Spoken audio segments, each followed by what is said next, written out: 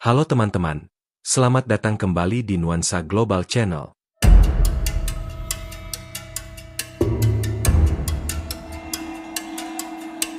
Sebagai orang Indonesia, mungkin kita pernah memiliki pertanyaan yang sama seperti ini. Mengapa di setiap sudut Indonesia, jejak-jejak Cina terasa begitu kuat? Dari ponsel pintar yang kita genggam, jalan tol yang mulus, hingga pusat perbelanjaan yang ramai, kehadiran mereka tak terhindarkan.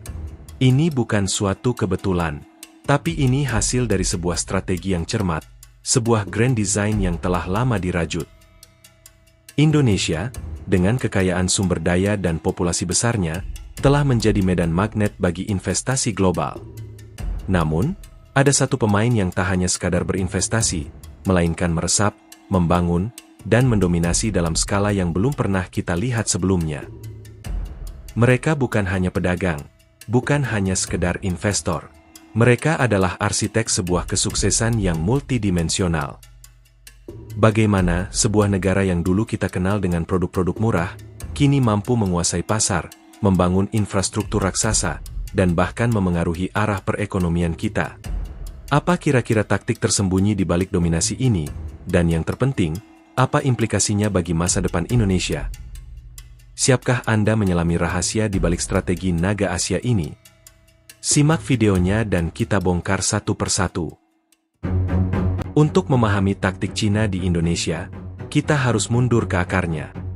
Pada akhir 1990-an, Cina meluncurkan strategi ambisius, Going Global, atau Zhou-Chuku.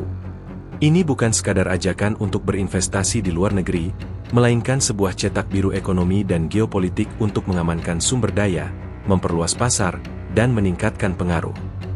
Indonesia dengan kekayaan nikel, bauksit, batu bara, dan minyak sawit, adalah target utama. Cina, sebagai raksasa industri, haus akan bahan baku.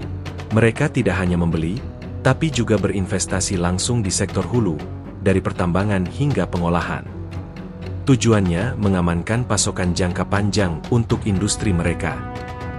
Ingat, kontrol atas sumber daya adalah kunci untuk rantai pasok yang tangguh. Mereka tak mau hanya menjadi pembeli, melainkan juga pemilik. Puncak dari strategi Going Global adalah inisiatif Sabuk dan Jalan. Bagi Cina, BRI bukan hanya tentang konektivitas fisik, tapi juga konektivitas ekonomi dan politik.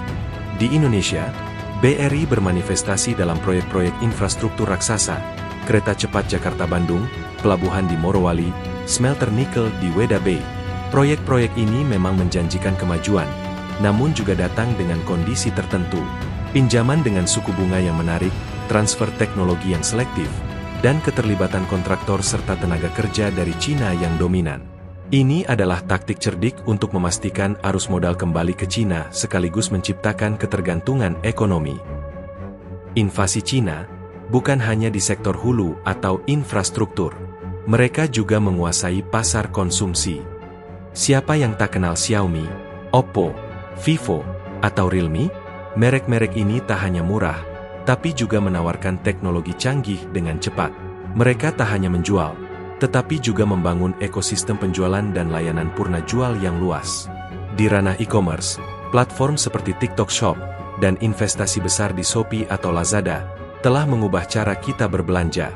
Dengan kekuatan data dan algoritma, mereka memahami perilaku konsumen Indonesia lebih baik dari siapapun, memungkinkan mereka menargetkan pasar dengan presisi luar biasa. Ini adalah perang data yang dimenangkan oleh siapa yang memiliki akses terbesar ke konsumen. Selain itu, mereka juga mampu memproduksi pasok barang yang tak tertandingi.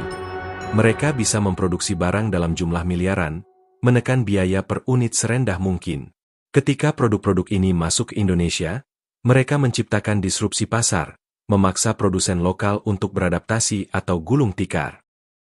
Ini adalah strategi volume over marine yang sangat efektif.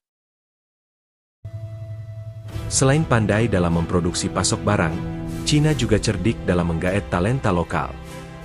Mereka merekrut ribuan pekerja Indonesia, baik di posisi teknis maupun manajerial. Meskipun isu tenaga kerja asing Cina sering muncul, faktanya, mereka juga menciptakan lapangan kerja lokal dan secara perlahan mentransfer pengetahuan tertentu, terutama di bidang operasional dan penjualan. Kemitraan strategis dengan perusahaan lokal, meskipun seringkali dalam posisi minoritas bagi pihak Indonesia, juga menjadi taktik untuk memahami pasar lokal dan mendapatkan legitimasi.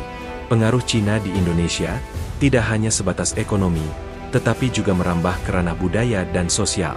Cina secara aktif mempromosikan bahasa Mandarin dan budayanya melalui Institut Konfusius di berbagai universitas. Mereka menawarkan beasiswa besar-besaran bagi mahasiswa Indonesia untuk belajar di Cina. Tujuannya adalah untuk menciptakan jembatan pemahaman dan melahirkan generasi baru yang memiliki koneksi dan apresiasi terhadap Cina, yang kelak bisa menjadi duta kepentingan Cina di Indonesia. Ini adalah investasi jangka panjang dalam pembentukan opini. Sebelum pandemi, turis Cina adalah salah satu penyumbang devisa terbesar bagi Indonesia. Ini bukan hanya tentang pariwisata, tetapi juga tentang memperkuat koneksi antar masyarakat. Kebijakan visa yang longgar, promosi destinasi, dan pembukaan rute penerbangan langsung adalah bagian dari strategi ini. Semakin banyak interaksi, semakin besar potensi pengaruh dan pemahaman. Kedutaan besar Cina dan perwakilan-perwakilan mereka di Indonesia sangat aktif dalam diplomasi publik. Mereka seringkali proaktif dalam menyampaikan narasi positif tentang investasi dan kemitraan, serta menanggapi isu-isu sensitif. Melalui media, baik tradisional maupun digital, mereka berusaha membentuk persepsi publik yang menguntungkan bagi kepentingan mereka. Kehadiran Cina di Indonesia memang membawa manfaat besar bagi pembangunan, namun juga menghadirkan tantangan serius yang harus kita waspadai dan dikelola dengan bijak. Salah satu isu paling sensitif adalah masuknya tenaga kerja asing, TKA, dari Cina dalam jumlah besar, terutama pada proyek-proyek infrastruktur dan industri. Meskipun seringkali ada klaim tentang kekurangan keahlian lokal untuk pekerjaan spesifik, hal ini memicu kekhawatiran serius tentang pengambilan lapangan kerja yang seharusnya bisa diisi oleh warga negara Indonesia. Ini menimbulkan gesekan sosial dan pertanyaan mendasar tentang kedaulatan ekonomi kita dalam menentukan siapa yang bekerja di tanah sendiri. Banyak proyek BRI di Indonesia didanai oleh pinjaman dari bank-bank Cina dengan syarat dan ketentuan tertentu. Meskipun ini mempercepat pembangunan, ada kekhawatiran serius tentang potensi jebakan utang atau debt trap diplomacy. Jika sebuah negara kesulitan membayar utangnya, aset-aset strategis, seperti pelabuhan atau infrastruktur vital, bisa menjadi jaminan, bahkan berakhir di tangan pemberi pinjaman.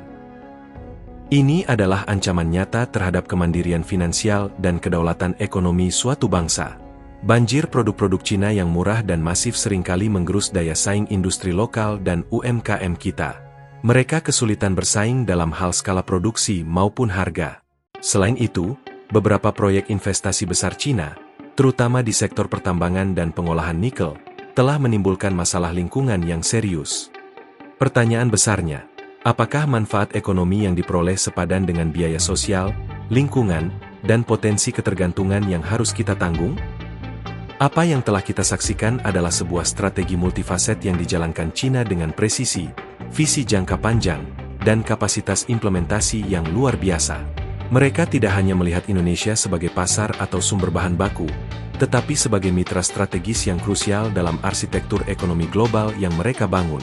Kesuksesan mereka di Indonesia adalah cerminan dari kemampuan mereka dalam menggabungkan kekuatan ekonomi, diplomasi, teknologi, dan pengaruh budaya. Bagi Indonesia, ini adalah pedang bermata dua. Di satu sisi, investasi Cina telah mempercepat pembangunan infrastruktur dan memberikan akses ke teknologi. Di sisi lain, kita dihadapkan pada tantangan besar terkait kedaulatan ekonomi, perlindungan industri lokal, kesetaraan lapangan kerja, dan dampak lingkungan. Pertanyaan krusialnya bukan lagi apakah kita akan berinteraksi dengan Cina, melainkan bagaimana kita akan menavigasi interaksi ini. Apakah kita akan menjadi sekadar bagian dari rantai pasok dan pasar mereka, ataukah kita mampu merumuskan strategi balasan yang cerdas dan berdaulat? Kita harus belajar dari kekuatan mereka, sambil tetap menjaga kepentingan nasional dan identitas bangsa kita. Ini adalah tantangan besar yang harus kita hadapi dengan mata terbuka, pemahaman mendalam, dan strategi yang matang untuk memastikan masa depan Indonesia tetap di tangan kita. Sekian yang bisa saya sampaikan di video kali ini.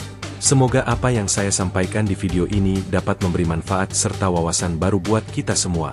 Jika menurut Anda video ini bermanfaat, like dan share video ini untuk menjangkau saudara kita yang lebih luas. Silahkan tulis di kolom komentar jika ada pemikiran Anda yang layak dipertimbangkan. Mohon maaf atas segala kekurangan, dan sampai jumpa di video berikutnya.